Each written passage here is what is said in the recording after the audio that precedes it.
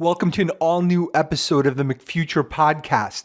I'm Steve Faktor, and today I have a very special guest, James Lindsay. James, you may have heard about him. He was featured in an expose in the Wall Street Journal and all kinds of other venues. He and two of his colleagues played what I think is the greatest hoax on academia ever. And I would tell you more, but you should just listen to the episode. Before we jump in, a couple of other things that are going on that I think are awesome. First of all, there's a few Patreon bonuses. So right now, there is some extra conversation with James for Patreon subscribers. And that's where James and I go into talking about my experience with laundering. I'll explain that, or you'll figure out what that is. And we talk about perfect ideal land, as well as socialism versus capitalism. So lots of cool stuff. That's all in the bonus episode. And there's a whole other bonus episode that you're getting, basically a sneak preview of next week's episode, which is all about online free speech and how the social networks not only can fix it, but also the case for why it's so important.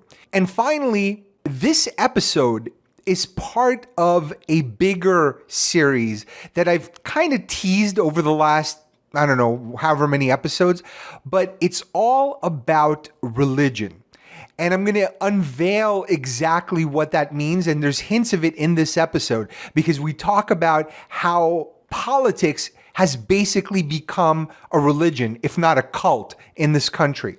And that cult is permeating everything that we do.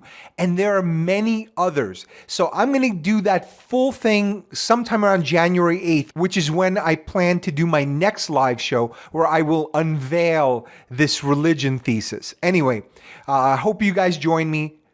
Don't forget, if you enjoy this show, enjoy the podcast, review it, share it with others. And without further ado, here is my conversation with James Lindsay. It is truly eye-opening. You're going to love it. I have a very special guest with me today.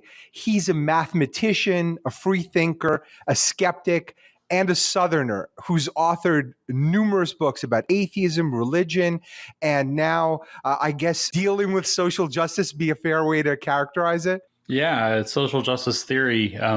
How to have impossible conversations as well, which is listed on Amazon under civics and civilization or something like that.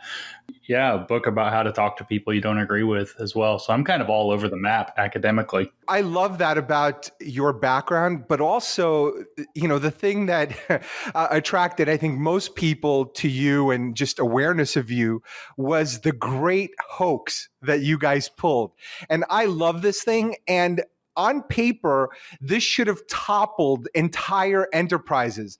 Instead, it caused them to double down and defend themselves. And I'll just give a little bit of a background just to start off, and then I want you to pick it up and explain the real story, because I think some people have never heard of this, and it's just really amazing. So what you guys did over the course of, it sounds like over a year, maybe even 2 years, you drafted a bunch of academic papers and submitted them to peer-reviewed journals in the social sciences that publish a lot of what you guys characterized as grievance studies, which is basically everything that's wrong with the world and how everyone's either an oppressor or a victim. And you guys successfully had 7 of these papers published or get extremely close to publishing. And then I think you had 7 others in review when the Wall Street Journal caught you guys in the midst of this hoax. Is that pretty much correct? And maybe you could pick it up from there and kind of give a little bit of background. Yeah, that's more or less correct. We started out in the summer of 2017, and by early fall 2018, we had gone into the Wall Street Journal had dragged us into the public. So as you said, yeah, we wrote 20 different academic papers over the course of the first 10 months of that experiment.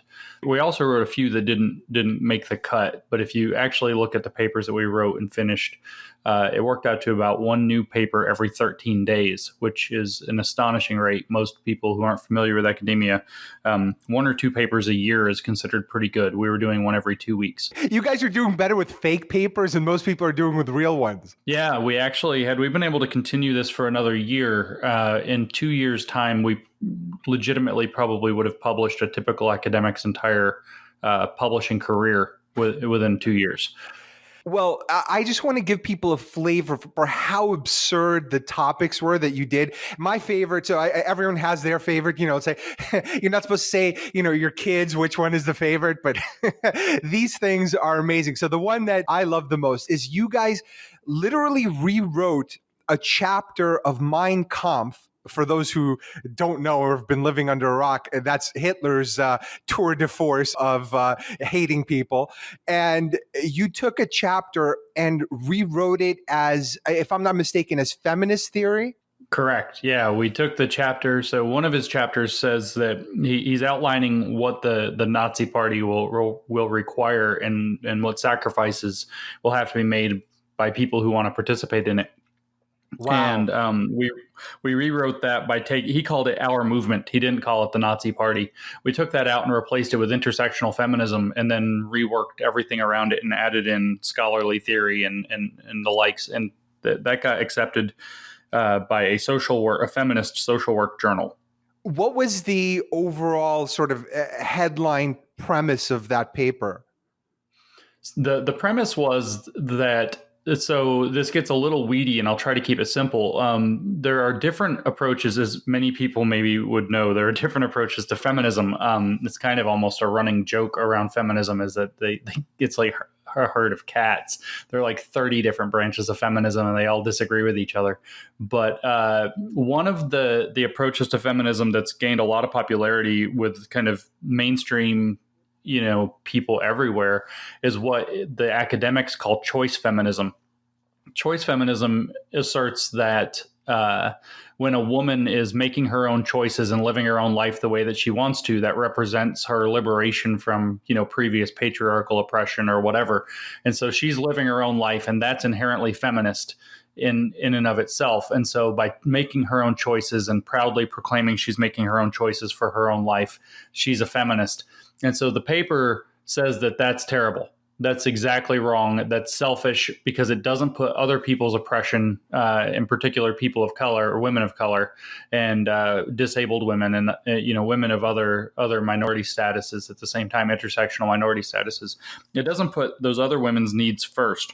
It's a way for, and in fact, it's a way for white women in particular to put their own agendas ahead of everybody else's, which is a really hot topic in kind of the intersectional activism right now, which is, you saw, for example, an article in the New York Times after Trump's election.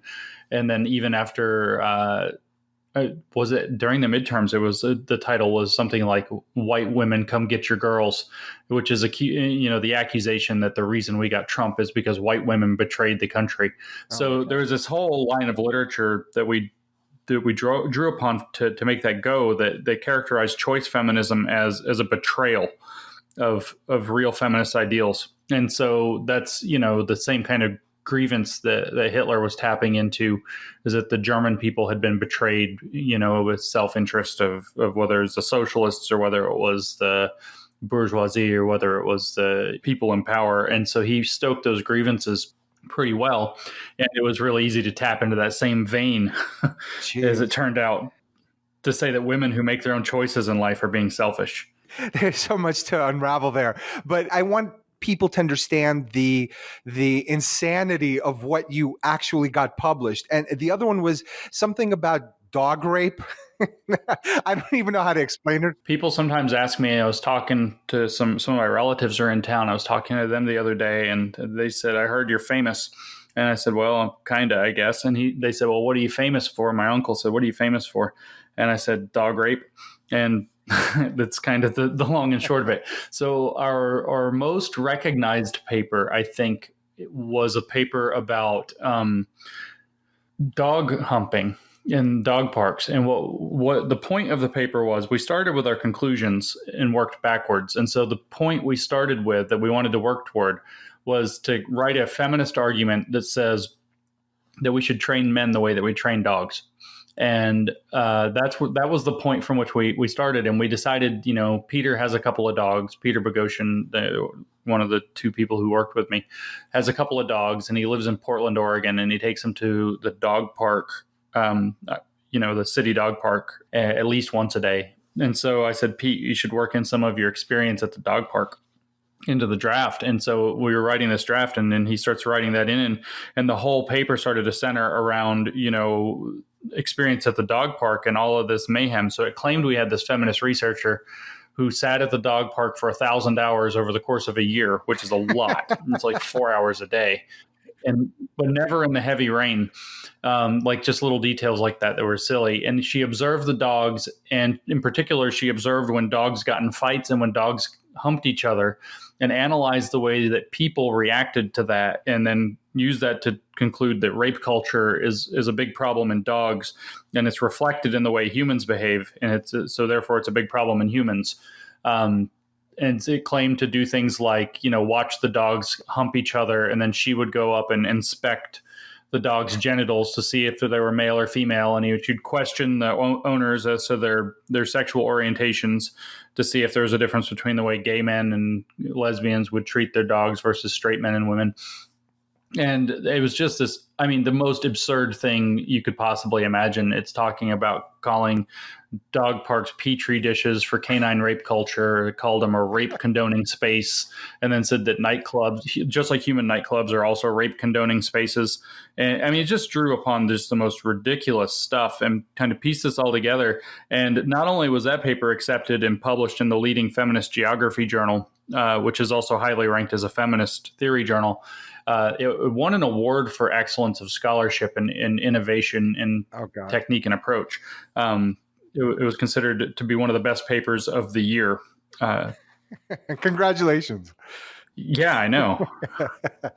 Well, so, okay, this is what I can't seem to figure out, and maybe you can help me. Maybe this is my chance to get a little bit of therapy on this. It seems like there are people who willfully are using this as a tool to gain political power. Then there's this other group who are just sort of profiteers, I guess grievance profiteers. They'll write books, they'll do all kinds of speaking, and, they'll get on TV trying to kind of benefit off of it, but they kind of know better, or deep down, I think they do. And then there's the really dumb sheep who will follow anywhere and don't have the critical thinking. They're the ones that are screaming on the streets at the top of their lungs whenever someone says something either they disagree with, or, they'll sit there, they'll walk out of Starbucks with a latte and go, Nazis, we're living in fascism. I'm like, you just walked out of Starbucks. You're living exactly the same way you did 5 years ago, 10 years ago, 20 years ago. Nothing's changed for you. So where do you put the academics in this spectrum? And do I have the three categories correct, or is there something I'm missing here?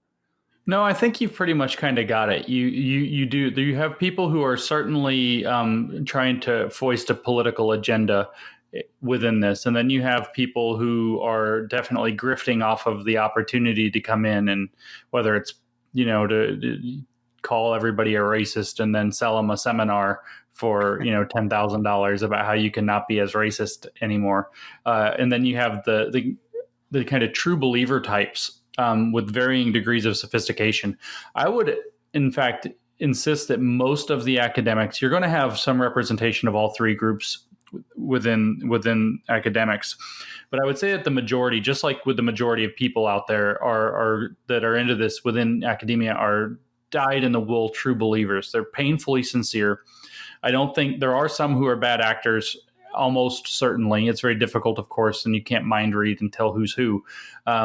It's almost certain that there are some who are bad actors who are trying to either further their own careers or push a political agenda. But the majority of them seem to actually really believe that this is a good representation of how the world works, and has a high amount of moral importance to it as well. It is not just that this is how the world works, but it's how the world should work. And it's very important that they do this work in order to create change for the so-called greater good. I think that most of them are very, very sincere people, which is perhaps frightening. So that exactly touches on why I really wanted to talk to you. Is this starts to very quickly become a religion. You know, it has all the dogmatism, all the behavioral qualities, all of the shrieking that used to be associated with people who danced with snakes. Now, all of a sudden, you know, this is people who are in academia. And this is where I cut the left far less slack than I do the right. Because when you see someone who really believes that Trump is draining the swamp, I'm like, okay, maybe they didn't have a great education. Maybe there's a huge education differential. But then when you look at the left, they're all in college. These are professors we're talking about. How can you go this deep into a dogma with what we would imagine critical thinking should exist in these institutions? So what went wrong? How did this become essentially a faith? That is, first of all, I think the characterization there is correct. I do think that this has become the fundamentalist religion of the left, particularly in the United States, although you see it in other countries in different ways. Australia and the UK are actually pretty thick with it. And I'm told pretty repeatedly that South Africa and South America both are pretty heavily taken by this stuff right now. But I do think it is a faith. And I think that the parallels to a faith, as you pointed out, are really, really apparent. You have concepts like privilege that operates either like original sin or like what the Calvinists call depravity. You have concepts like being woke, which runs almost in perfect parallel to being born again, and so on. So it has an entire mythology. It has a theology that's rooted in victimhood and oppression. People have heard the religious phrasing that God works in mysterious ways. This is a religion that's invested all in the mysterious forces of society, and it talks about societal power dynamics, and the power dynamics work in mysterious ways. Rather than everyone being a sinner, everyone's a racist or a white supremacist or a sexist or a patriarch or a misogynist or something. And so all of these different forms of hate with like almost a capital H, kind of stands in as like the devil figure. And that's all they see is how all the different forms of hate have made their way through the world. So it's a very religious, very mythological architecture. It's where you kind of associate the far right with Christian religious fundamentalism. You can associate the far left with this kind of fundamentalist religious faith that's kind of based in some weird combination of the humanities and the social sciences, but generally social theory, cultural studies, and so on. How did it go wrong is actually a matter. So since we came out with all those papers last fall, we've spent the past year, I guess it's a year now. Yeah, we spent the last year really trying to figure out, A, what's going on? And B, how did this happen? So we're more in the how did this happen phase. We've kind of got a handle on how theory is developed. And Helen Pluckrose, who did the papers with us, and I have written a book that should come out in May about the development of social justice theory over the years. We've got a handle on that, but now we're trying to figure out how in the world did this happen? And it's really interesting. You ask me, how did this go wrong in the academy? That's what I've been looking at for the last couple of weeks. So I will admit that my knowledge here is a bit cursory. I've just really started diving into this. But it appears that there was a few different waves that happened, and what went wrong was that you had universities in the 50s and 60s deciding that they really wanted, you had a lot going on culturally, right? So pay attention to the zeitgeist. You have all of the civil rights movement going on through the 50s and 60s, right? Civil Rights Act was 64.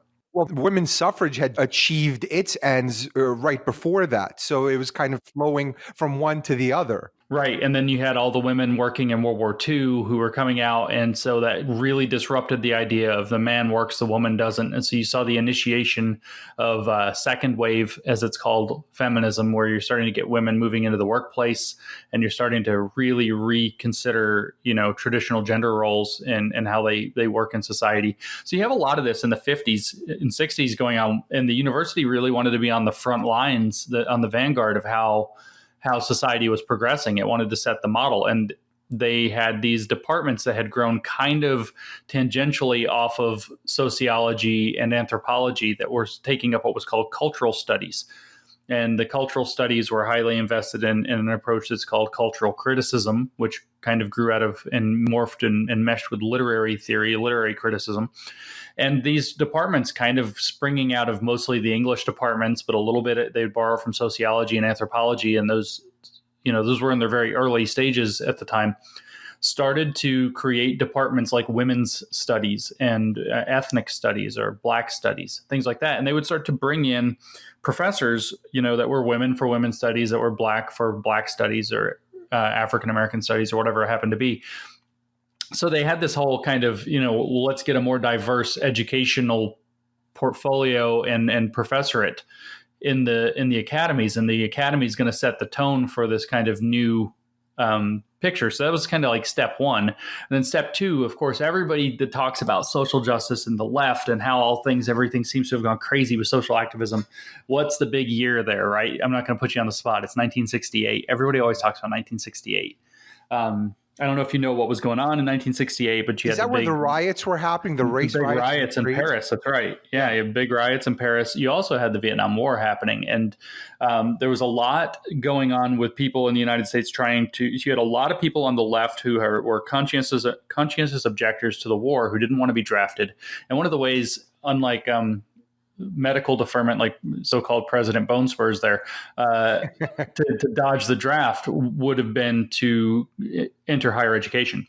And so the universities kind of helped with this. And we had this huge boom in people going to graduate school. So you have all of these kind of like very left-leaning people who are protesting the war, who are looking at a academy that's very left-leaning coming out of the civil rights era, 50s and 60s, with an academy very committed to that, who are all of a sudden entering into these PhD programs that were kind of being created in the space to prevent them from having to go to war. And so you have this huge influx of political leftism into the academy, which was already kind of tilting that way. And that gave a lot of space to lend a blind eye to those departments that were not approaching subjects like, gender or race or ethnic studies or whatever in a terribly rigorous way. And it sort of just blossomed. And from what I'm reading, and I don't understand this part very well yet, that, it kind of had a boom through the 70s. That what we looked at is ultimately postmodern philosophy. We didn't realize that at first when we started out, but we understand that now. That really came into fore in the late 1970s into the 1980s. So you had all of these kind of waves of scholarship and activism under what might be called the new left, kind of coming together. And then the Reagan era began in the 80s. And when Reagan got elected, of course, this was a massive cultural shift to a conservative political paradigm. The academy kind of just holed up, and that's where all the hard left work went. And it became very avant-garde, to be doing left-wing radical scholarship and to really push the boundaries of, well, maybe society doesn't work this way. You have this whole kind of mood that was very common then, this critical mood that was very common, that was everything you've ever heard is wrong. Everything we've thought about gender is wrong. Everything you learned about history is wrong. That'd be Howard Zinn. Everything you've heard about history is wrong. You had this whole mood that kind of captured the intelligentsia on the left at the time, whereas on the right, you saw more people getting into political strategy and economics and things like that. So you had this huge divorce of the cultures. And so the academy basically was cutting the cords, and then by the 90s, that's when you started to have people like Rush Limbaugh pop up and say, that the academy is completely sold out to the left and blah, blah, blah. And, maybe they were seeing some of the writing on the wall. I think they were exaggerating and fear-mongering in their own right. But that's when the polarization really started to kick off over this whole thing. At which points, not to get too far in the weeds, I won't go in there, but social identity theory takes over. And so good left people have to think one way and good conservative people have to think the other way. And they have to hate each other and they have to do the opposite things. And anywhere they concentrate, the other has to be excluded. And so that's kind of the dynamic from the late 80s until now that has kept things so polarized and allowed the kind of the flourishing of the crazy on the fringes on both sides. Yeah. Well, Superman needs Lex Luthor. Like they Hmm. can't exist without each other, right? Who would Superman fight if he didn't have a super criminal?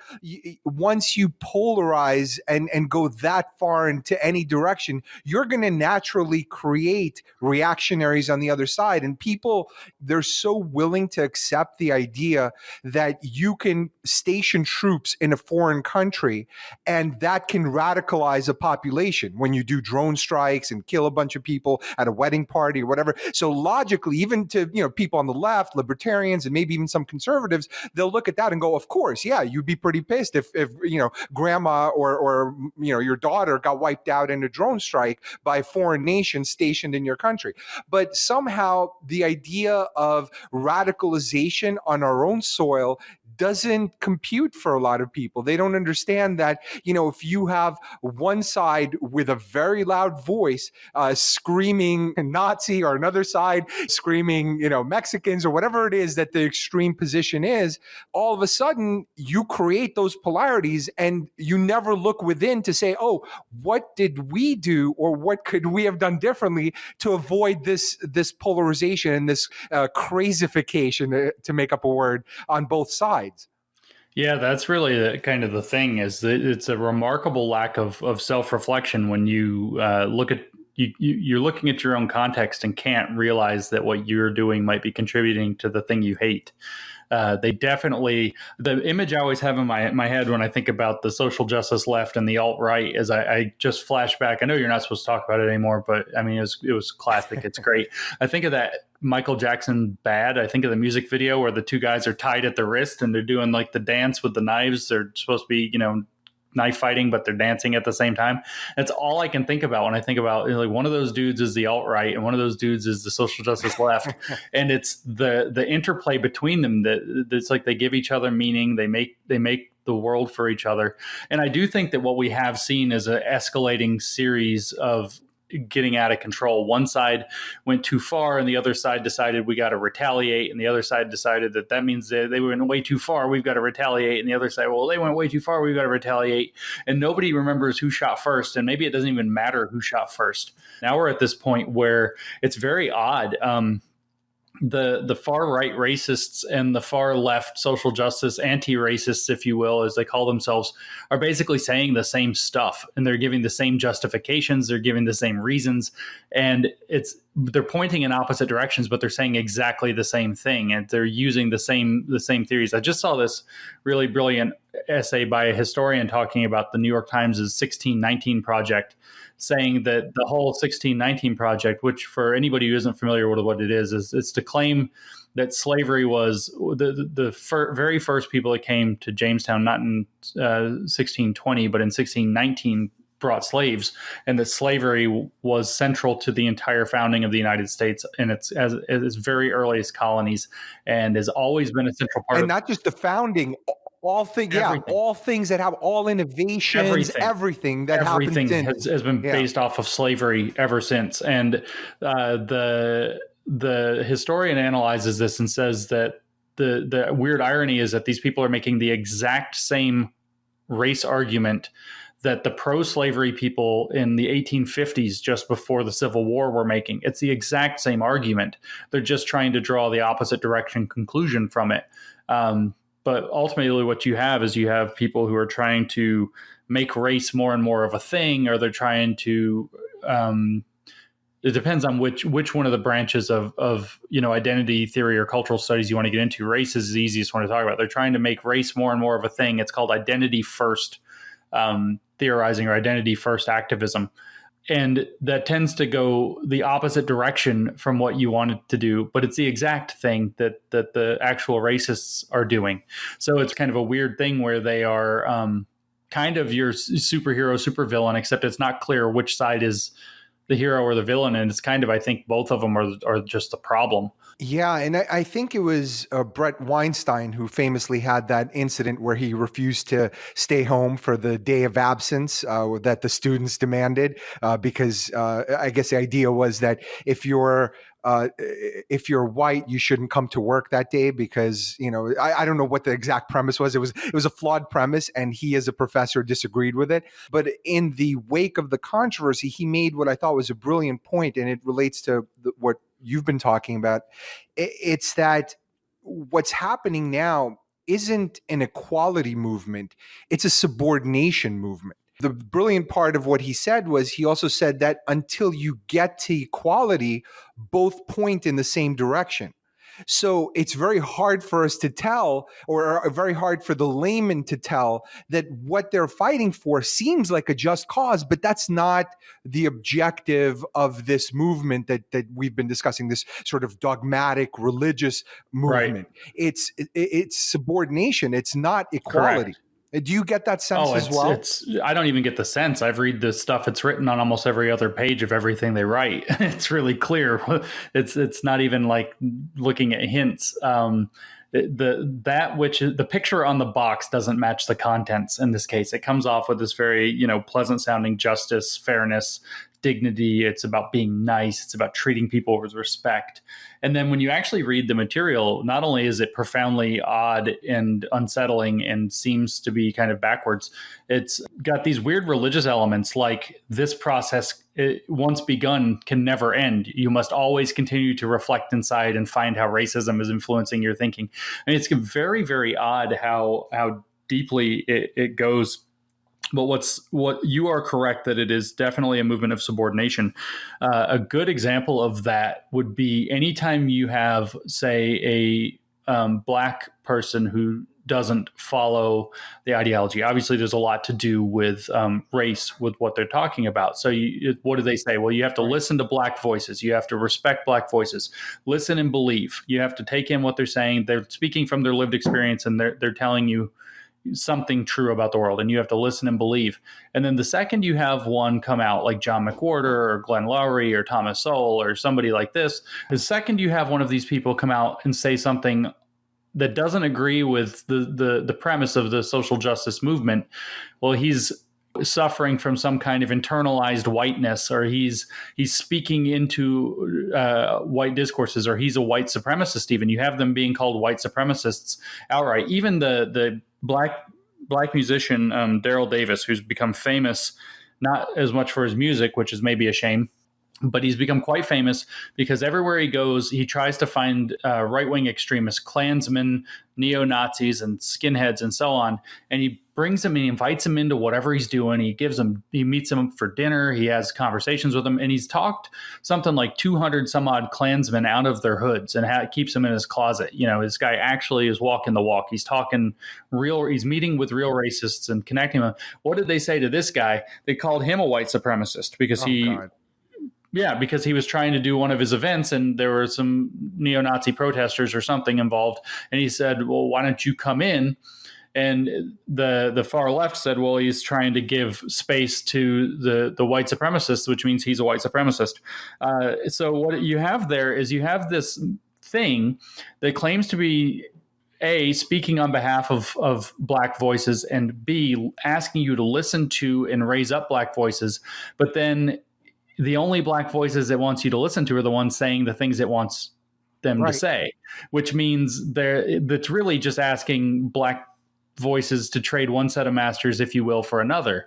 And so this is not a movement of equality and justice and fairness. It is a movement of they have an ideology of how they think the world works and should work, and you are to submit to that.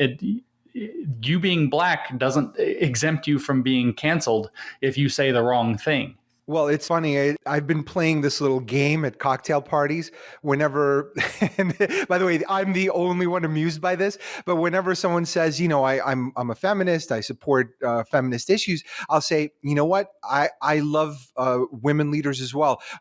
We should celebrate people like Margaret Thatcher and Nikki Haley much more than we do. Not that I even mean that, but the idea that, because I know deep down, they don't believe in women being empowered. They believe in certain ideas being empowered, with women being sort of the battering ram to get the doors open. But ultimately, they want their ideology. So they discount when Theresa May becomes prime minister in the UK. They're not celebrating. It's like, oh, strong female leader. No one's saying that, because she doesn't espouse the right ideology for their liking. Yeah, I don't know how many people when Trump was, so one of the big things against Trump is he's racist, he's sexist, or whatever. And, however far those things go, maybe there's some truth, maybe there's not. I don't really care. All I know is that the claim was that the society itself was systemically racist, and that's why they voted for Trump, and systemically sexist, and that's why they voted for Trump. And I can't tell you how many of my conservative friends, I live in the South, as you noted.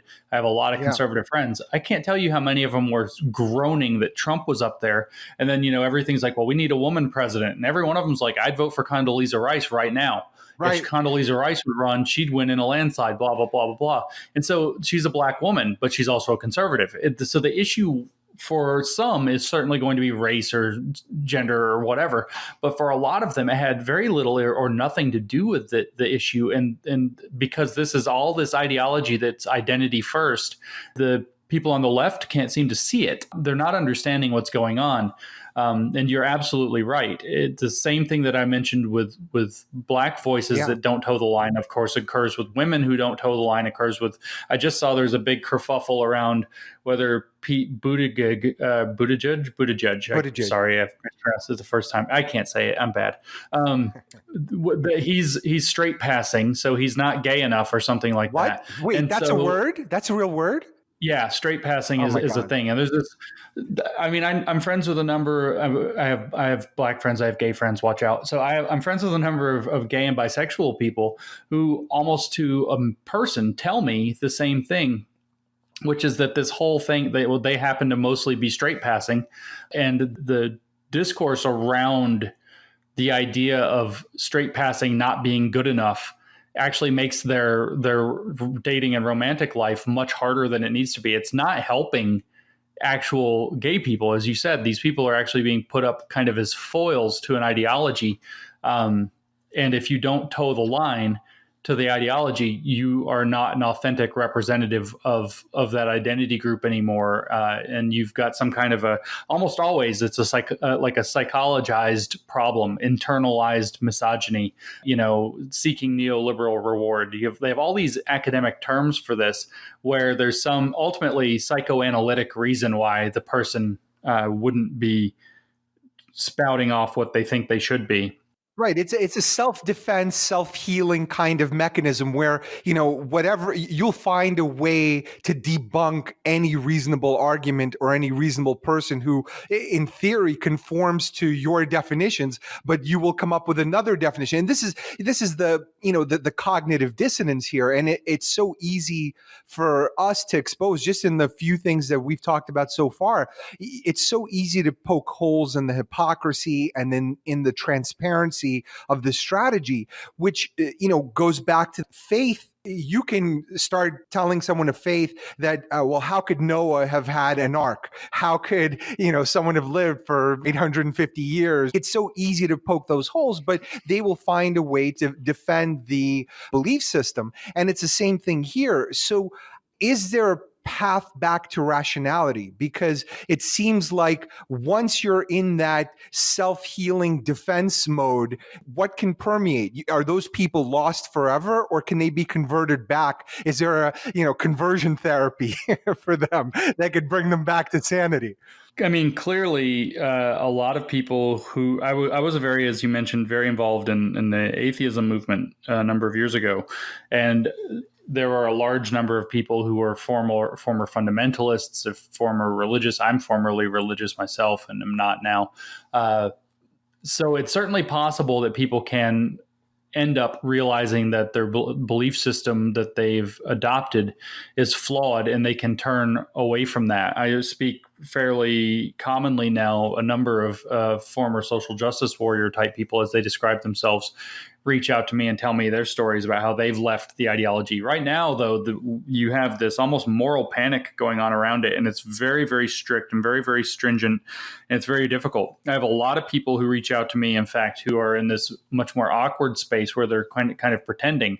Of course, I was familiar with that both before I openly declared myself an atheist, or even before I was an atheist, and then afterwards watching it through the atheism movement, which is that people are caught in communities where they feel like they can't be honest about this stuff, and so they self-censor and they hide the truth. I couldn't tell you how many different, in particular, I get a lot of young Black men that write emails to me or send me notes that say that they consider themselves left. They consider themselves liberals. They're concerned about all the issues. They think that there are real issues with race that they care about, and that they aren't getting the attention that they need, and something needs to be done. But they're certainly not down with the social justice stuff, but they're terrified to say anything or admit it because they think their entire social group or their friends or their families or their employers even will turn on them and leave them kind of socially ostracized, and they want to know what to do. And it's a very difficult situation. So when you're in a situation like that, it's very difficult to get people to change their mind. You can, however, introduce doubt or help people find doubt the same way that's been done for 2,500 years or however long. The Socratic method actually can work. And, I don't really give up on anybody and say that they're just lost causes. But it's very difficult when somebody's got that level of rationalization and defense up. It's very difficult to get them to see the cracks in their own ideas, because they've learned and rehearsed and practiced and looked into and rationalized all of the different possible explanations around the, as you say, very clear and transparent problems with their belief structure. But it is possible through long questioning conversation. Well, also their identity gets wrapped up in it as well. So now Absolutely. Yeah. So now it's inseparable. So it becomes a much tougher surgery. It's a weaker version of it that I see in high levels of corporate. Someone who's worked their way up and, skipped out on their kids' baseball games or whatever to be on a flight to China to do a business deal has rationalized their reason for doing that in such a way that it's so core to who they are that if they lose their job or something, some shock to their professional standing happens, they're devastated. And it's the same thing here. If you introduce doubt to someone about who they are, about a core belief, that could break a lot of people. Yeah, anytime you put somebody in the position where they have to face the fact that that which they've been saying or that which they believe or something like that leads them to the conclusion that they have been a bad person or are a bad person, because everybody wants to feel like a good person. There are very, very few evil people in the world. So almost everybody wants to feel like a good person.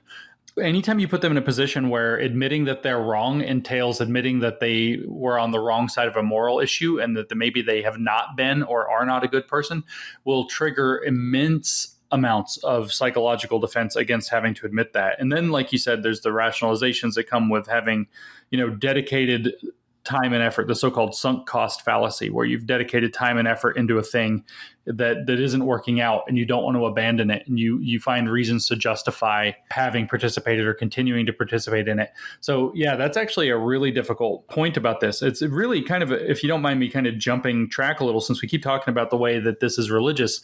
A lot of my research at the end of my kind of tenure, if you will, with the atheism movement, before I got more interested in what's going on with social justice, was actually looking into the psychology of religion. And so one of the things I was most interested in was the mechanisms by which conversions to a religion are effected. How do people go from not being religious to being religious? And of course, there are lots of different reasons that people decide to turn to it. But ultimately, when you have a situation where people are kind of being brought into a religion, where you have sort of successful evangelism, a lot of times that's mediated by creating or manipulating somebody's sense of vulnerability, emotional vulnerability, and then giving them a belief system that allows them to either work on or deal with that. So you can imagine like the really smarmy pastor. This was like a tract that used to be run a lot, and it's sort of, I forget who it's attributed to. It. This is a real thing, where it's, you know, you sit down with a person and you say, well, have you ever told a lie in your whole life? And they say, yes, of course. And you say, do you know what you call somebody who tells a lie? And they say, well, a liar. And they say, well, you're a liar then. And so you see where you've smacked them with a little vulnerability there. Yeah. And then you do it with, have you ever stolen anything, however small? And they say, well, yeah, you know, once when I was a kid and blah, blah, blah, you know, it took anything that wasn't yours. Yeah, I've done that. And then you say, well, what do you call somebody who steals? Well, they're a thief. Well, you're a thief. And so you start attaching those negative words. So you create and manipulate this vulnerability. And then you say at the end that particular tract ends with, you know, it goes into the 10 Commandments, thou shalt not lie, thou shalt not steal, or whatever. And then they say, well, you know that those are sins and everybody's a sinner. But if you give your life over to Jesus Christ and confess your sins to him right now and let him into your heart, you'll be saved from those sins. And boom, you've given them them the pathway out of that emotional dissonance that you've put them in. So you create and manipulate vulnerability, and then you provide for them a pathway. In the case of what we're talking about now, it's so-called anti-racism work, which, you know, there are tenets of this. It's put forth. It reads like a creed. You can actually find video of the scholars, most of whom work in education, who have put this out, reading through these lists of tenets of anti-racism work in education, and it reads like a religious creed. I mean, I'm reminded as a former Catholic of sitting through the Nicene Creed, you know, in church every Sunday, the recitation of that. It's very similar to that. And like I mentioned before, frequently they end with, you know, this work can never be done. The person tackling their own racism is never finished. Right. And so you definitely have this thing going on where you are converting people into a faith system that gets them to grapple with the guilt and shame associated with racism and sexism and these other identity related bigotries. You see a lot of this, or at least a variation of this, in the New York subway system with the Dianetics people. You see the Scientologists, because they prey on your unhappiness. So they're like, are you depressed? And they have, you know, 3 people waiting to give you some sort of quiz and then hopefully get you into their world, and then start the conversion process. What's interesting about that is the hint of how to deprogram exists in the methods used to program. You know, and I'm applying some of my business logic to this, and maybe a lot of this isn't as logical, but when you have a person who's super cocky, who's young, and they think on day one they should be running the company, like, I can't be bothered with these PowerPoint slides. I've got to be, on top of this pyramid. So you get them to break down, to fail a few times, and then they're open and receptive to help. And so how you fill that vacuum is really important. So in the religion example that you gave, that vacuum is filled with a belief system and a sort of programming with an ideology. Same thing with the Scientology people. In business, hopefully, it's filled with something far less mind-fucking, for a better word. Right. Like a practical mentorship or something. Yeah, it's a practical mentorship, and it opens their mind to learning techniques and tools and ways to deal with situations, deal with people, approach things in a more methodological way where they're not taking these big dramatic swipes that could endanger everyone's career and future. Is there someone out there that you've stumbled across that is successfully? So it sounds like the black gentleman who's befriending these white supremacists has found a way, and he's actually exposing people who are probably suffering from a deep sort of fearful ignorance and bringing them into his fold and sort of embracing them and disarming them in so many ways. So what's the equivalent of that? Because so much of the communication is digital. There's not a kindly old black gentleman who's going to come over and hug every single one of these people who clearly needs a hug. So how do we do this? I think that the key is there have to be, and I'm trying to make myself one, and I hope I am one, people out there who actually understand everybody gets to see the picture on the box, but there are a handful of people, and there are a growing number of people who understand that the contents of the box look like something else. So that's kind of people who can explain what's underneath the surface of this ideology, and how does it work? What does it really say? One of the really profoundly weird things about this is I go and I talk to people about this all the time now, and I say, well, social justice ideology says this. And I'll say whatever it is. And they'll say, well, no, it doesn't. It can't possibly say that. And then the only way that I can get people to believe that it really says it is to show it to them. Like, here it is in black and white in their book. This book had a huge distribution. It's given out to educators across the world. And this is what it says, exactly what I said. This is exactly what it says. And then they look at it and they say, well, it can't mean that. And then they start reading, you get them to read a little bit of it in context and faithfully show it to them.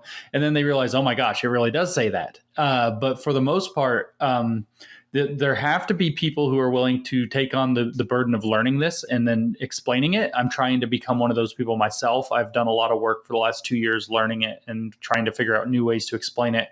There have to be people who can articulate alternatives, who can give people, the answer to the question. There's a question at the heart of why people are going into social justice. For example, they say, well, I look around, I see problems with racism, and then these people come in and convince me that I'm complicit in those problems.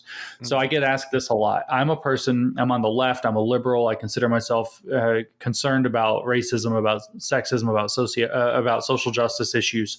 And I don't like the social justice warriors, but what else can I do? How else can I care about those issues without doing that? And they don't know a way. So there are people who are able to articulate, a different path. And not to prop anybody up who's too controversial or whatever, but I know that Jordan Peterson, for example, of the psychologist from Canada, made a lot of very controversial guy, made a lot of progress in that regard and reached a lot of people to kind of open their minds to say, you know what, we can do the right thing and we can do it in a way that's different than what social justice is prescribing.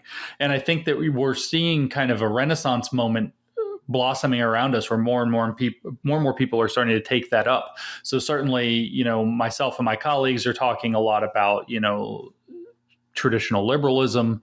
We're talking about how you can address, issues of civil rights, for example, or even social issues without having to fall into an identity first model and without having to fall into a victimhood mindset. Jonathan Haidt and Greg Lukianoff wrote a good book called The Coddling of the American Mind that says a lot about this. You have Bradley Campbell and Jason Manning. I always do that. I'm sorry to those guys, who wrote a book called The Rise of Victimhood Culture, who talk about how victimhood is kind of at the center of this. So there are a rising number of voices who are starting to come up and try to expose and explain what's going on, as well as to articulate alternatives to try to figure out how to bridge that divide. And so I do think that that's ultimately what it is that you have to, in a sense, help people have the scales fall from their eyes, because the branding on social justice, I think you'll agree, could not possibly be better. It's like, don't you care about society? Yes, I do. And have you ever? And then again, remember that smarmy track I was just going through a minute ago with religion? Well, have you ever seen a black person and thought a racist thought? And then the second you're like, I noticed they're black, or something even as innocuous as that. Somebody sat down on the subway next to me one day, and I thought, why was a black guy sitting next to me? Oh my God, am I a racist? And so, there are ways to talk about those kinds of issues without having to go into this whole gigantic anti-racism work. And if you give people that kind of alternative and you let people like kind of rest back in their common sense a little bit and chill out just a bit, it actually can start to diffuse the lure. So if you show them the monster in the box, and then you show them that, you don't have to use the monster in the box, you can actually address these issues without that product, then people tend to be pretty good about realizing that, there are better ways, and we were on kind of the right track, and we can make the track we were on a little bit better without having to blow it all up and do this other crazy thing. So I'm pretty hopeful in that regard sometimes, and then sometimes I get really scared because it seems to be taking over everything. I think the irony of this entire sort of identitarian politics movement has been it's forced people who have gotten past race and gender and all of these other groups. It's planted the seed in every single person's mind to think through a lens of race, of gender, of sexual orientation. And why? The entire population is getting brown and a little bit Asian, a little bit this and a little bit that. We were all mixing. It seems like we were exactly on the right path to leaving a lot of these biases behind. And then just at that moment, this movement arrives to remind everyone about how they should go back to their separate corners and be part of these separate groups. There's such a shallowness to that. To look at a person's skin color and to impute all kinds of oppression and characteristics to them is a form of racism. We've reimplanted racism in a different way in an entire population. Even I find myself looking at a picture, like it could be a corporate outing. And I'm like, oh, look at all these cis white males. I'm like, what? That is an idiotic thought. Only an idiot should have a thought like that. But because we're having these dumb conversations, I'm imputing bias and discrimination and all kinds of backstory that doesn't even exist, because that outing could have taken place in Utah where there's only white people, and that's where the company is based. And the only applicants for those jobs were men of a certain age. So how could I possibly impute anything intelligent onto that superficial image? But it's forced us all into that mode. And I just find that to be the most ironic thing about this whole modern social justice movement. Yeah, that's kind of the central irony of the whole thing. Is it's like I said, it gets the whole thing backwards. This really started as a deliberate push in the late 80s and early 90s to reintroduce identity politics as kind of the center object. It was very deliberately done by scholars like Kimberly Crenshaw, bell hooks, who were both working within the context of Black feminism and critical race theory. The goal was to make things identity first, to make identity categories have more meaning. And this is a backwards thought, but it actually, I don't want to be unfair to this. It had a seed of truth within it. There's always a seed of truth, because that's what makes it resonate. There's always a seed of truth. Exactly. Yeah. So the seed of truth is, let's use the idea of color blindness to kind of indicate what it is, because it's an easy one for people to understand, is, well, with race, we want to be colorblind. We don't want to have to take somebody's race into account. We're not going to judge somebody based on their race. We're going to judge them by the content of their character, as Martin Luther King very famously urged. And the problem is if you go too far into color blindness, you can also go into what's called racism blindness. So you can start to pretend that there is no issue with racism and there are no issues around race. And you can say, no, that was all in the past. That doesn't exist anymore. And so what these scholars are actually looking at, they came from a tradition that's called critical theory. And critical theory, from its founding in the 30s, had the view that, and it's evolved and come up in different ways in different times, but critical theory has the view that liberalism itself, this focus on the individual, contains the seeds of its own demise. It contains the pieces that make it unworkable in practice, and that those things have to be brought out and criticized. So what you find is the people criticizing liberalism, which is not left-right politics. It is this view that the individual is first, that there are universal human rights, and so on. You have this idea that, well, if you don't focus on identity, then the real issues that are related to identity get washed away. They get ignored. And there's a seed of truth there, a kernel of truth there that really does need to be paid attention to. But it is possible. This is where I'm saying you can articulate the alternative. It is possible to recognize that on average, Black Americans and white Americans, to pick two races in one national context, do often have different experiences of life and different treatment, and for some reasons that are pretty damn bad. And it's possible to recognize that racism is an influence and has been an influence and has created unjust starting positions.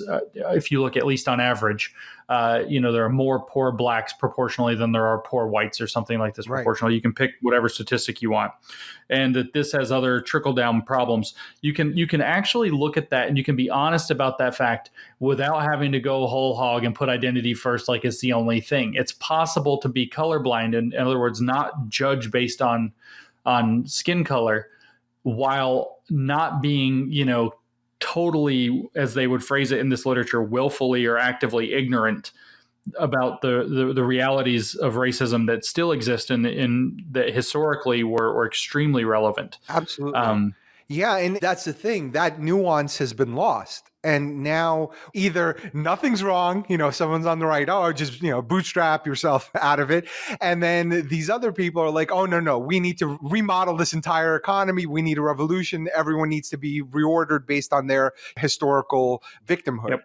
Is it possible that we're blowing it out of proportion? So the reason I don't think I am, and please correct me if I'm wrong, and maybe we're the wrong people because obviously we're having this conversation, so we think there's an issue here. But I see this as something we could have left in academia. It's like, oh, those crazy English majors, let them believe what they want, or the social workers, that's never going to impact the rest of society. But now you see it impacting the rest of society with social media, and now it's permeating government policy. It's permeating corporate policy. Like I see the gender pay gap argument, for example. So NPR did a very honest, very thoughtful analysis where they controlled for industry, job type, and seniority. And they said that, look, the wage gap between men and women varies somewhere between 0 and 6.7% in the industries with the biggest gaps once they've controlled for everything. But that's not the statistic that the activists or the politicians use. They're like, oh, it's 28%. They basically take the total that women earn and the total that men earn and divide by those respective populations to come out with a number, which is insanely dishonest. So how do you close the real gap when the argument is fundamentally fraudulent at its core? The real numbers are out there, and NPR is putting them out, other people have put them out. How do you ever solve anything when we're not using facts anymore? Yes, you can have all the marches and all the other stuff, but if the thing that you're arguing is a misdiagnosis or just dishonest, how will people engage with that? And so that to me is the scariest part of all of this. Should I be as scared as I am about seeing this stuff permeate into our reality and into policy? Or is there a chance that we're maybe blowing this out of proportion and it's going to be just fine? I could go back to sleep and not worry about it. So I'll take your disclaimer and say I might be the wrong person to ask about this, especially given that the amount of this stuff that gets sent to me every day. So I get stuff sent, 30 to 50 a day examples, all the way from hiking clubs at the small end, Dungeons and Dragons groups, Dungeons and Dragons, whatever it's called, where they write the manual for Dungeons and Dragons, the producers of the Dungeons and Dragons manuals. Silly hobbies and games, all the way up to, businesses, law, societies, continuing up to government, continuing up to non-governmental organizations at the largest scale, that this stuff is being introduced into in a administrative way. And I feel very much like that's the thing, is that even the Southern Baptist Convention, of all things, as far right and conservative as you can get, is currently dealing with an infusion of critical race theory and intersectionality into its core operations. And so my feeling is that this stuff really is everywhere, and it is often coming in a way that's institutional and administrative, which makes it very difficult, even if you disagree with it, to do anything about. So I don't think you are overblowing the concern. As a matter of fact, I vary somewhere between thinking that this is an emergency and a catastrophe is really about the limits upon which I can think about how significant this is. And the reason that is because I've seen what happens pretty much everywhere it gets put in practice. So often what you have is this idea or the situation where you have a theorist that comes along and comes up with an idea that on paper looks pretty good, and they put it in practice and it just, doesn't work. A best example of that would be communism. If you read communism on paper, if you've read some of the critiques of communism, you can understand why. So we escaped. So I'm an immigrant from the Soviet Union. So my family escaped from there. So I am steeped in communist history. Sure. So, but if you look at the theory on paper, you can kind of nod your head and say, "Oh yeah, okay. Oh yeah, okay. I get it. Yeah. Well, this is a good idea, and if this worked out, this would be great, and all this." And then you put it in practice, and it literally walks millions of people into a blender. Yep. I mean, it doesn't work. And so you a lot of times have are the best laid plans of mice and men as has been written. They just don't work. And so what you have in this situation is you have this idea. Oh, we're going to have justice. We're going to have equity. We're going to have inclusion. We're going to have this. We're going to have that. We're going to overcome racism. We're going to work on our racist issues. We're going to conquer whiteness and all of these different concepts. And you put them into practice. You mentioned Brett Weinstein and therefore the Evergreen State College incident that happened around him. You said that it turned into a kind of a mess around it. Well, for your listeners who don't know what happened at Evergreen, the whole college melted down. It was a catastrophe. There's a filmmaker who's followed us around following our grievance studies work, who's making a documentary film to come out next year about what we did. And he, in the midst of trying to put together the documentary about us, got very interested in the Evergreen story and did a 3-part documentary on YouTube on his channel. His name is Mike Nana. If you send me the link through email, I'll put it up. You've got to see his 3-part documentary on. He put it on YouTube for free. It's a 3-part documentary of what actually happened at Evergreen. You had students patrolling the campus with bats. You had them charging in on faculty meetings and disrupting things and making demands and stealing the cake from some faculty member's retirement party and just throwing fits and screaming obscenities at the college president. I mean, they took over the campus. It's nothing short of that. And so if you look at the Evergreen State College, it's kind of an institutional place, an institutional setting where this ideology was put into play, allowed to run the institution, and it ran it straight into the ground. And you can see almost everywhere else that it's been put into practice. You can see there's this huge expose that was done about knitting forums online, of all things, that are just these toxic cesspools now that are almost unusable. The knitting community's in shambles because somebody put out yarn that was skin colored and they didn't have enough different shades of brown or something like that. I'm not kidding. It's just like total meltdown. Everywhere this gets put into play, it's a meltdown. I've had people reaching out to me from the world of personal finance, and I've kind of looked into this, and I've seen it where you have people who come in and they use their identity to start disrupting corporate culture, to climb the ladder for themselves, maybe because they think it's the right thing to do or whatever. And you start poisoning a corporate culture to where, the C-suite is going to hear the magic L word, liability. Somebody's going to come in and say, well, there's going to be some liability around these issues of identity unless you take these steps, blah, blah, blah. That's how you get the C-suite's attention right there, is the magic L word. And so they hear the magic L word. Well, it's working in unison because on the government side, you're creating more protected groups. On the public side, you're creating mobs that will go after you or boycott you or claim to boycott you. And then inside the corporate walls, you're saying, oh my God, now I have to navigate these new protected groups and the mobs. And so all three work in unison to create a crazy new reality.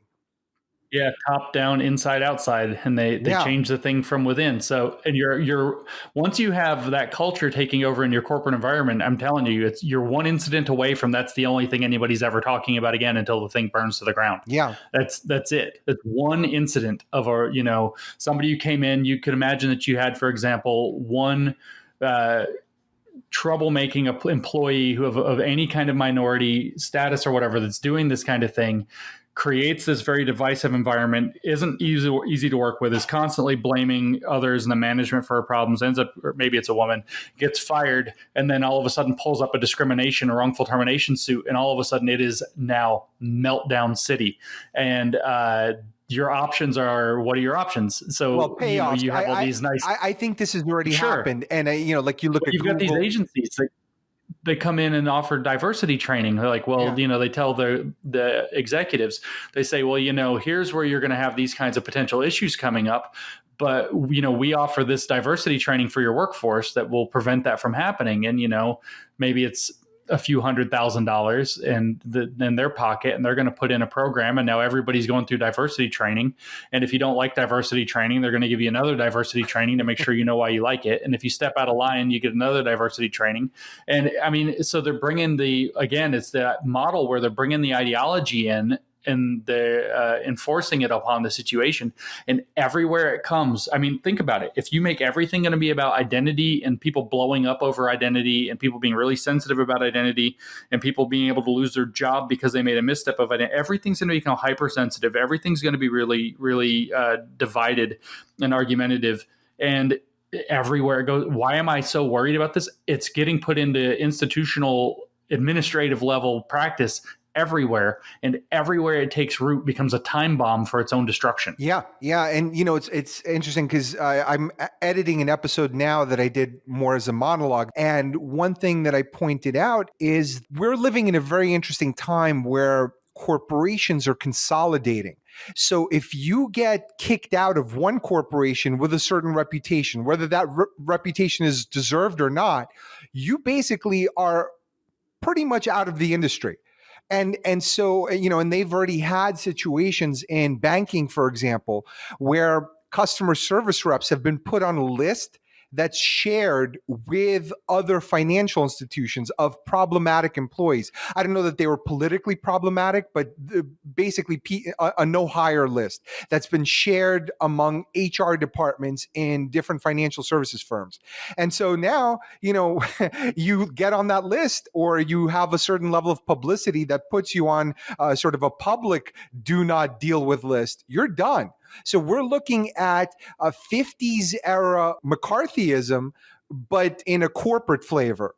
Yeah, that's what they call cancel culture, and it's a thing. And I don't know if I'm on any lists, but I bet I am. I bet I'm on a few. I think both of us. But that's a thing. Like, now the idea of associating, like this is totally McCarthy level logic where, just by talking to someone, you're platforming them, or you're giving, so just the idea, because we used to talk, our presidents would talk to the biggest despots in the world. Are they platforming them, or are they trying to make sure that the world doesn't blow up? And, and same thing, Barbara Walters would talk to all kinds of mass murderers and Jeffrey Dahmer and Manson and all these other people. Was she platforming Manson, where a bunch of people are going to sign up and go, "Ooh, that swastika looks amazing. I need one for my face"? But no, it was just a way to understand the world and to hear people who think differently. And now just the association equals guilt. And that is the scary part. That's really scary. And I'll go ahead and add some fear to your concern here. So a lot of places are taking on, under the rubric of diversity, equity, and inclusion, are taking on the mandatory diversity statements. So you have to write your commitment to diversity. In Canada, they have a bunch of those, right? Yeah, it's huge in Canada right now. And so a lot of times these will require you not only to admit what work you've done on behalf of diversity and your commitment to diversity and what you intend to do on behalf of diversity, which becomes a political litmus test for being hired or maintaining your job. So not only that, but many of them also require you to create kind of confessionals about how you failed to live up to the ideals of diversity in the past. Now think about that. Put that on file. So the second you step out of line or be problematic in any way, or just need to be deposed, or that they need to put somebody in who has the ideology more tightly than you do, they've got you on record saying that you were a racist in the past in some way or something like this. And wow. As you can see, they dig up your tweet history. Some guy tweeted something 10 years ago or something, and it was about gay people. It was an off-color joke or something, and now he can't have a job. And so the fact that they're administratively making it to where people are, having to create and it's not every industry, obviously, everywhere yet, where people are having to write these statements and commitments, and then these things are going to be filed. Not only do they become political litmus tests in real time, they also become a list of documents that, maybe your commitment to diversity, even if it's great for 2019, by 2027, maybe that's not nearly committed enough. And you are really committed to a form of racism by the time the theory's developed, for 8 or 9 more years. Yeah. And that thing's on file, ready to be pulled up. If this is the kind of thing that we're going to institutionalize and empower, we are really putting ourselves at tremendous risk, as you're talking about, in terms of the professional world. But furthermore, you in a more like kind of abstract and meaningful way as far as humanity goes, we're also negating the possibility for any growth or anything. Everybody has to be perfect right Right. now according to standards that don't even necessarily exist yet. It's really a horrendously totalitarian. I mean, you draw the analogy to McCarthyism with the closet communists and Mhm. everything else. But this is like like Spanish Inquisition or Salem witch trials level totalitarian views and, Yeah. and application. They're looking for like any whiff of any past wrongdoing or wrong belief, and it can be in those cases either fatal or excommunicatory. These things where you become put on a no hire list. That's kind of like the new version of being excommunicated. So again, to draw the analogy back to the religious impulse that we were speaking of earlier, it's there too, and it's really scary because it's being implemented in a ostensibly secular way in intentionally secular institutions like business and even our deliberately secular government. Yeah. So, who, if anyone, has the public moral authority to push back? So, yeah, I'll give you an example. We've seen a little bit now with Dave Chappelle, who I guess they've rationalized away his blackness because he's saying things that they disagree with. Right. So he's a guy who goes out there and he went full force because look, he's got FU money, he's got FU status. They can't cancel him. He could go work at any club or book any arena or stand outside in the street and get a crowd. So he is a guy who's uncancelable. But where are the others, maybe like Jordan Peterson's giving people tools, or the guy who's converting white supremacists and teaching them? So those are people who are doing pragmatic things. Who in the public sphere, if anyone, has that kind of moral authority to help chip away at this? Well, I'm not seeing a lot of it yet, but I'm starting to see the grumbling and the rumblings toward that direction. Certainly, these comedians, you mentioned Dave Chappelle, Bill Burr did a special right Mhm. afterwards that attacked some of these ideas. Certainly, you're starting to see, as I phrased it, I felt like last year, and I'd love to believe that our work with the papers had something to do with any of this. We saw the cracks forming in the dam, and now people like Dave Chappelle are kind of the first streams of water are coming through. And so the more people who are like Dave Chappelle who come out and they don't get canceled as a result, the more of this you're going to see. And my expectation is that the water is about to start running, and you're going to start to see a lot more people doing this. As for who's doing it right now that I can point to, not terribly many people, but I am doing what I can, and I'm trying to get other people who I can reach to try to encourage that. And of course, I've given unflagging support to Dave Chappelle and things like that. So my usual advice for everybody, by the way, is to there aren't a lot of people yet who can speak out, but there are a few who are, and when you find them, support them. But to be heard, do they have to be trans dwarves of color? Because me and you talking about it Not for long. will not be heard. But maybe. Not for long. I don't think that's going to last all that much longer. And certainly, what we want to do is we want to induce a situation. You want to know who's standing up to it and is very public. Is unfortunately Donald Trump. We don't want the situation where it's left to people like Donald Trump. Right, because And he's so polarizing that nothing he says will ever be heard. It has to be people who come from within those groups that are respected and speak common sense. You know who comes to mind, and I don't know if you've looked into what he's talking about, but a guy worth looking into for your next project might be Killer Mike. I think he's an interesting character who. Yeah, I don't know this Yeah, character. look him up. He's a rapper who's really smart guy, but he has a very unifying kind of point of view because he's Oh, that's yeah, good. he's sort of pro-gun because he comes from the South. I think he's from Atlanta, if I'm not mistaken. But he, Okay. he engages with people on both sides, and I think does a pretty good job. I think he's a Bernie supporter, but he leans more heavily on the economics than the racial issue. Although he's very conscious and Sure. speaks passionately about it, he recognizes that the problem isn't as simplistic as the social justice front would have us believe. I think we're going to see a lot more comedians coming out in this regard now that you've had those two successful specials, Chappelle and Bill Burr. It'll be a little while till we see a politician bold enough really on any major stage to be able to do it. There are a number of people who kind of operate in the public intellectual space who certainly, Jordan Peterson we mentioned. Mm-hmm. There's my team and myself. There's Douglas Murray just recently put a book out. He's conservative in the UK. So you have some people who are starting to speak up and starting to poke their heads up. And I think that we're going to see a growing number of them. I really am looking forward to actually the comedians starting to take this stuff apart and make fun of it, because that's ultimately what will tear all of this down. Right now, however, we're at a very early stage. Nobody up until now has been really willing to stand up to or make fun of social justice as an ideology, because as a idea, the concept of social justice is super important and valuable and good, and there's not really anything to make fun of there. So I don't unfortunately see a lot of people yet, but I do think that movement is in its early stages of coming alive, and it's a space to watch.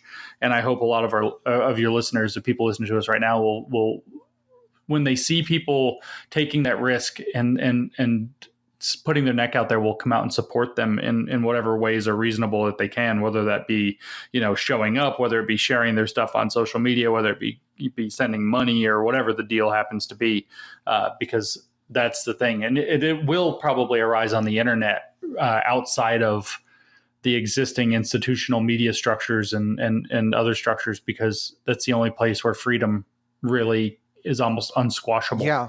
Yeah, you see it a little bit on YouTube, but YouTube's even, kind of employing a social justice filter for what it demonetizes and what it shows to people, recommends. So, you have people there that are speaking out, but I think it reaches a limited audience, and sometimes by design. I could tell you for sure where it's not going to come from. It's not going to come from corporate, and it's unlikely to come from most politicians. I think you have maybe people who are like Tulsi Gabbard, for example. She's sort of above that fray, and she focuses on nonpartisan type of economic issues rather than the sort of identity politics stuff.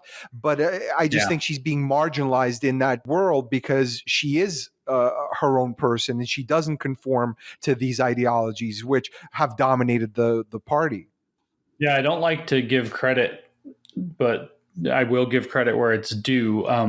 Andrew Breitbart was right when he said that politics is downstream of culture. And to kind of link to what we were saying earlier, I think culture is downstream of the academy. Nobody really wants to admit that. And so that's sort of how we got in this mess. I think we are starting to see, though, more people starting to push back and question and articulate alternatives. So I just have to tell everybody to grip the oh shit bar and hang on. But I think the movement is coming. And so, who's pushing back? Well, me, but there's only a few people really doing it. Well, and I'm small. I don't want to I'm not like Dave Chappelle or anything like that. I don't have that kind of reach. I think you're doing super important work. And what's interesting, and as we wrap up, I wanted to ask you about the book. Why write a self-help book about having impossible conversations when the people who make conversations impossible will never read it? Shouldn't it be a book about how to tranquilize terrible people and abandon them in the woods? So much the worse for them that they're not going to read the book, because the book ultimately is about a couple of things. The book is called How to Have Impossible Conversations. It just came out last week. It's doing quite well. I do encourage people to pick it up if they want to learn how to talk. I will promote it, and I'll put the link in there as well. Thank you. I appreciate that. If you want to talk to people you don't agree with, it's very helpful. And you are correct. There's this kind of weird situation in which the people that people most want to be able to speak with and understand and change their minds are the least willing to speak. And that creates kind of a performative contradiction. Well, if everybody else learns how to talk about issues and find truth and change people's minds and they don't, that's not going to help them when it's time to defend their beliefs and go out and talk to people who know what they're doing and who understand that the picture on the box doesn't match its contents and that they don't want any part of that. Right now, their success comes down to being able to bully people and to manipulate their guilt, and they're losing their grip on that. And so the next phase will be for them to be able to convince people through conversation. So hopefully, if they want to push their agenda, they'll buy our book and promote it. Yeah. I found the book utterly transformational in my ability to start becoming friends again. I unfriended you on Facebook. I'm not your friend anymore because you put a bunch of political crap I didn't like. I've been abandoned by many, I know. Yeah, me too. So I've been able to start rebuilding lost friendships and making new friendships and strengthening existing and old friendships, and learning how to talk to them about something that's not the things that drive you apart has been really beneficial. So I think the book is fitting and timely in that regard, because we're all driven apart, and it's how you can come back together. I can't wait to read it. I'm going to check it out, and I'm going to recommend it to others. And I'll put the link into the show notes. And thank you so much, James. This has been great. Hopefully we could revisit some of these topics, see how the progress or regress is going. Yeah, I hope we can. This has been a fascinating conversation, and you're not kidding. There's a ton of depth here. That's it for this episode. If you enjoyed it, please rate it, share it with others, and subscribe to the Patreon. Right now, there is a bonus episode with James, as well as a brand new episode on how to solve free speech online and why it's such a huge, huge issue. You're going to love both. Check it out. I'm Steve Faktor, and see you next time on the McFuture.